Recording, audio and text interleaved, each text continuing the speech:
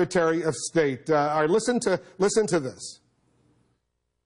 Climate change can now be considered another weapon of mass destruction, perhaps even the world's most fearsome weapon of mass destruction.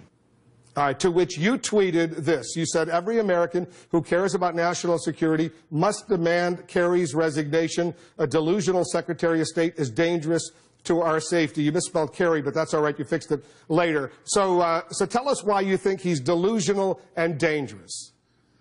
Well, you just showed it for 30 minutes on CNN. You look at the violence in Kiev. Look at the violence in Syria. Look at the violence in Iraq. Look at the Iranians trying to get a nuclear weapon. Look at the 100+ nuclear weapons that we have in Pakistan. Look at the Chinese nuclear arsenal, the Russian nuclear arsenal. This is not some U.S. senator just having a wild speech to please the left. This is the Secretary of State of the United States of America at an international forum saying that the greatest threat is global climate change, during a year, by the way, in which his facts were just plain wrong. He had a whole series of statements that are factually false, and I think it's, again, fine for U.S. senators because there are 100 of them, and any one of them on any given day can be wrong. But the Secretary of State ought to be held to a standard of seriousness that this speech totally falls short of. We went back and checked your record. All of us remember the Nancy Pelosi video that you were the two of you were sitting on the stage. But that back in 2007, you appeared with then Senator John Kerry, and you spoke about global climate change, and the two of you had this exchange. We don't always see eye to eye, do we, Newt? No, but we do agree our country must take action to address climate change. All right, that was the first video. That was you and Nancy Pelosi, to which you later said that was a blunder on your part. You shouldn't have appeared on that sofa with her. But with Nancy Pelosi. Yeah, with Nancy Pelosi. Here's the exchange you had with Kerry. I'm excited to hear you talk about the urgency. I really am. And given that, albeit you still sort of have a different approach, what would you say to Senator Inhofe and to others in the Senate who are resisting even the science? What's your message to them here today? My message, I think, is that the evidence is sufficient that we should move towards the most effective possible steps to reduce carbon loading of the atmosphere. And do it urgently, now. And do it urgently, yes.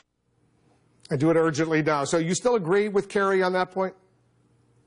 Look, I think it's perfectly rational to say that as a matter of prudence, we should limit carbon loading of the atmosphere. To then go from that statement, declare that it is a weapon of mass destruction, and that we should adopt trillions and trillions of dollars of changes, centralizing power and bureaucracies over something which may or may not occur over the next 100 years, particularly since 2007, the evidence has not been very good. The fact is we have been in a 15 or 16-year pause, which the climate fanatics are desperately trying to explain. The fact is the Arctic ice last year has grown dramatically from the year before. The Antarctic ice has grown dramatically. And I think that there's a lot of evidence to have a rational conversation. Read Kerry's speech. He rejects any opportunity for a rational conversation. He says everybody who disagrees should be kicked out of the room. And then he declares that this is more dangerous than a nuclear war. I think that's a delusional statement. I think it's very troubling to have a Secretary of State who believes that climate change is a greater danger than a nuclear war.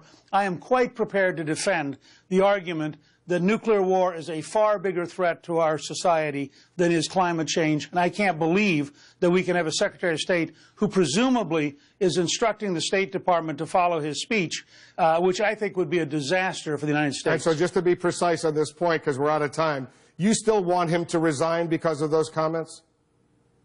Absolutely. If he believes him, and I assume he does, I think it is dangerous to have a person who believes that as Secretary of State. Fine as a senator, terrible as Secretary of State. Newt Gingrich, as usual, a good discussion.